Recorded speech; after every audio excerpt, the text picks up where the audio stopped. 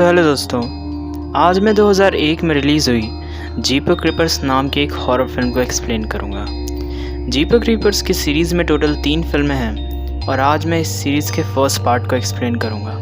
और अगर आप बाकी के पार्ट्स के भी एक्सप्लेनेशन चाहते हैं तो चैनल को ज़रूर सब्सक्राइब कर लें। ये मूवी एक क्रीपर नाम के एक एंशिएंट क्रिएचर पर बेस्ड है जो हर 23 साल बाद जागता है और लगातार 23 दिन के लिए शिकार करता है। तो चलिए अब एक्सप्लेनेशन की शुरुआत करते हैं।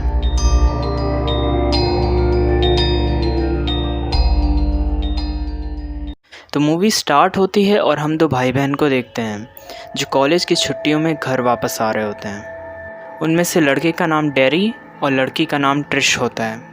डेरी ने एक लंबा रास्ता लिया होता है जिस कारण से उन दोनों को घर पहुंचने में काफ़ी टाइम लग रहा होता है। डेरी कार को ड्राइव कर ही रहा होता है कि इतने में एकदम से एक पुराना सा ट्रक उनकी कार के पीछे आ जाता है और लगातार उनकी कार को ओवरटेक करने की कोशिश करता है। थोड़ी देर तक चेस करने के बाद वो ट्रक उन्हें ओवरटेक करते हुए आगे निकल जाता है। ट्रिश और डेरी इस बात से काफ़ी डर जाते हैं, लेकिन उस ट्रक के दूर निकल जाने पर राहत की सांस लेते हैं।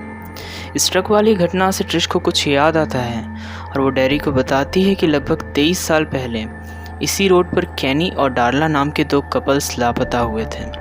ट्रिश ये भी बताती है कि लोगों को सिर्फ उनकी कार मिली थी, लेकिन उनका क्या हुआ ये किसी को पता नहीं। इसी बीच वो दोनों एक पुराने से चर्च के पास से गुजरते हैं जहाँ पर वही पुरानी ट्रक रखी हुई थी।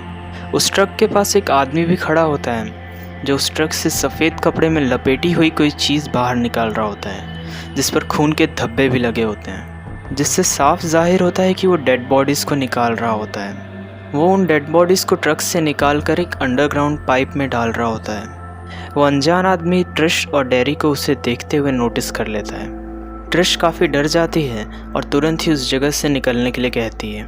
डेरी ट्रिश से अपना फ़ोन मांगता है ताकि वो पुलिस को बुला सके, लेकिन फ़ोन की बैटरी ख़त्म हो चुकी होती है। इतने में वो दोनों देखते हैं कि वो अनजान आदमी अपनी ट्रक में उनका पीछा कर रहा होता है और काफ़ी तेज़ी से उनके गाड़ी के करीब आ रहा होता है। ट्रिश ये देखकर काफ़ी डर जाती है और डेरी को कार तेज़ चलाने के लिए कहती है, लेकिन इतने में वो ट्रक उनकी गाड़ी के काफ़ी पास आ जाता है और लगातार उनकी गाड़ी को पीछे से टक्कर मारता है। कई बार टक्कर खाने के बाद उनकी गाड़ी रोड से उतर जाती है और एक फील्ड में जाकर रुक जाती है और वो ट्रक उन्हें वहीं छोड़कर आगे चला जाता है। ट्रक के दूर चले जाने के बाद डेरी कार से बाहर निकलता है और ट्रिश से कहता है कि हो सकता है कि अभी भी उस पाइप में कोई ज़िंदा हो और हमें वहाँ जाकर उसकी हेल्प करनी चाहिए।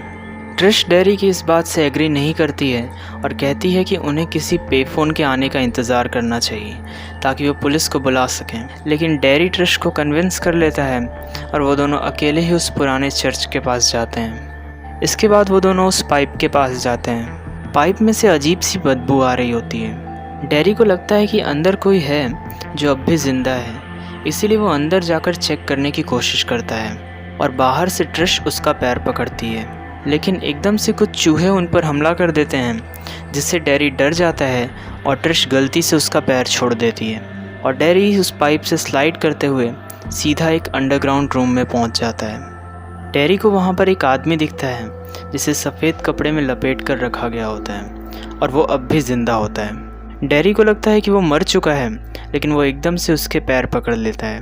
डेरी उसके चेहरे पर से कपड़ा हटाता है और देखता है कि उस आदमी का चेहरा नीला पड़ चुका होता है। वो उसके बॉडी पर से जब कपड़ा हटाता है तो देखता है कि उसके पेट पर एक बड़ा सा कट होता है जिसे मोटे मोटे धागों से सिला गया होता है। वो आदमी डेरी से कुछ बोलने की कोशिश करता है, लेकिन इससे पहले कि वो कुछ बोल पाता उसकी मौत हो जाती है।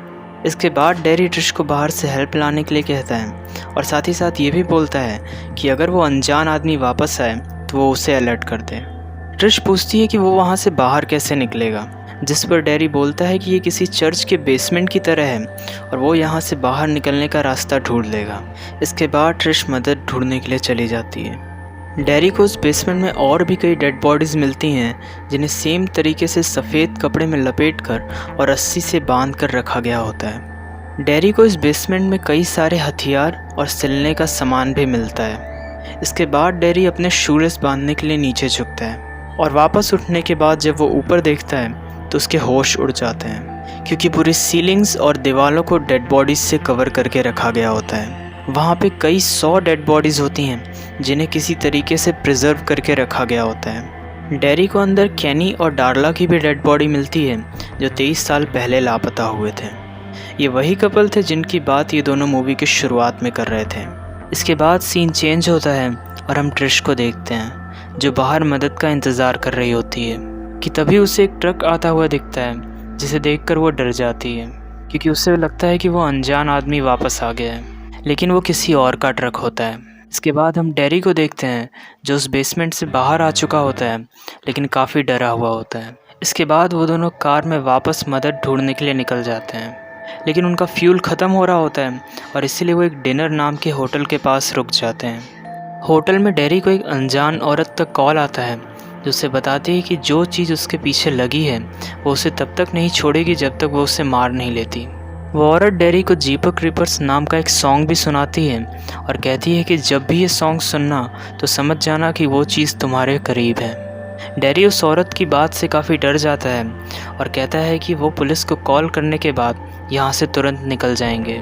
इसके बाद पुलिस वहाँ पर आती है और डेरी उन्हें स्टार्ट से लेकर एंड तक सब कुछ बताता है। वो उन्हें ये भी बताता है कि उसने उस तहखाने में कम से कम 500 लाशें देखी हैं, लेकिन पुलिस को उसकी बात पे भरोसा नहीं होता है और वो डेरी के साथ वापस उस चर्च में चेक करने के लिए जाते हैं। लेकिन एकदम से डेरी की कार में जीपर क्रीपर्स का सॉन्ग बजने लगता है और हम देखते हैं कि पुलिस कार के ऊपर वो अनजान क्रिएचर बैठा होता है। इसके बाद वो क्रिएचर उन दोनों पुलिस वालों को मार डालता है जिस कारण से उनकी कार एकदम से रुक जाती है। इसके बाद डेरी और ट्रिश अपनी कार से उतर के चेक करने के लिए जाते हैं कि आखिर हुआ क्या है और वो देखते हैं कि एक पुलिस ऑफिसर की कटी हुई गर्दन सड़क पर पड़ी हुई होती है। इसके बाद वो क्रिएचर वहाँ पर आता है और उस पुलिस ऑफिसर के सर को उठाकर उनके सामने ही खाना शुरू कर देता है। ये देखकर वो दोनों काफ़ी डर जाते हैं और सीधा वहाँ से निकल जाते हैं। थोड़ी दूर ड्राइव करने के बाद ट्रिश गाड़ी को एक बूढ़ी औरत के घर के पास रोकती है। वो दोनों उससे एक कॉल करने के लिए फ़ोन मांगते हैं, लेकिन तभी वो क्रिएचर भी वहाँ पर आ जाता है जो उस बूढ़ी औरत को मार डालता है। इसके बाद वो दोनों अपनी कार में भागने की कोशिश करते हैं, लेकिन वो क्रिएचर उनके सामने आके खड़ा हो जाता है। ट्रिश उस क्रिएचर को अपनी गाड़ी से कई बार ठोकती है और जब उन्हें लगता है कि वो मर चुका है तभी उस क्रिएचर के पंख बाहर आ जाते हैं। ये देखकर ट्रिश उससे गाड़ी से कुचलने की कोशिश करती है और इसके बाद वो सीधा पुलिस स्टेशन की ओर चले जाते हैं। पुलिस स्टेशन में वो अनजान औरत भी आती है जिसने डेरी को उस होटल में कॉल किया होता है। वो औरत डेरी को बताती है कि जो क्रिएचर उन पर हमला कर रहा है उसका नाम क्रीपर है। वो हर 23 साल बाद जागता है और लगातार 23 दिन के लिए शिकार करता है। वो इंसानों को खाता है और उनके डर पर जिंदा रहता है। तो यहाँ से अब हम इस क्रिएचर को क्रीपर नाम से बुलाएंगे। मैं आपको क्रीपर के बारे में एक ख़ास बात बताना चाहूँगा कि जब भी इसके बॉडी का कोई पार्ट डैमेज होता है तो इंसानों को खाकर अपने बॉडी को फिर से रिपेयर कर सकता है। इसके बाद हम डेरी को देखते हैं जो खुद को कन्विंस करने की कोशिश कर रहा होता है कि वो क्रीपर नाम का क्रिएचर जो कोई भी था वो अब मर चुका है। इसी बीच हम क्रीपर को देखते हैं जो पुलिस स्टेशन में आ चुका होता है और उसने प्रिजनर्स को मार दिया होता है ताकि वो उनके बॉडी पार्ट्स को खाकर अपने पार्ट्स को रिपेयर कर सके। सभी पुलिस वाले उसे पकड़ने की कोशिश करते हैं लेकिन वो उसे नहीं पकड़ पाते हैं। डेरी और ट्रिश एक कमरे में छुपने की कोशिश करते हैं लेकिन वो उनका पीछा करते हुए वहाँ पर भी पहुँच जाता है और उन दोनों को पकड़ लेता है। अपने दोनों शिकारों को क्लोजली ऑब्जर्व करने के बाद वो डेरी को चुनता है। ट्रिश उससे कहती है कि वो डेरी को छोड़ दे और वो उससे ले जाए, लेकिन क्योंकि क्रीपर डर पे जीता था इसीलिए वो डेरी को ले जाता है। क्योंकि ट्रिश उससे डर नहीं रही होती है लेकिन डेरी अभी भी काफ़ी डर रहा होता है। सभी पुलिस वाले वहाँ आ जाते हैं और उसे रोकने की कोशिश करते हैं लेकिन वो डेरी को लेकर अपने पीछे वाली खिड़की से उड़ जाता है। मूवी की एंडिंग सीन में हम एक फैक्ट्री को देखते हैं जहाँ पर कई सारे कौवे होते हैं जो इंडिकेट करता है कि क्रीपर का नया अड्डा ये एक फैक्ट्री है। इसके बाद हम डेरी को देखते हैं जिसकी दोनों आंखें निकाल ली गई होती हैं और वो मर चुका होता है और बैकग्राउंड में जीपर क्रीपर्स का सॉन्ग बज रहा होता है और मूवी यहीं पे ख़त्म हो जाती है। तो उम्मीद करता हूँ आप लोगों को ये एक्सप्लेनेशन पसंद आया होगा। नेक्स्ट पार्ट के एक्सप्लेनेशन के लिए चैनल को सब्सक्राइब कर लें। तो चलिए मैं निकलता हूँ। Good bye.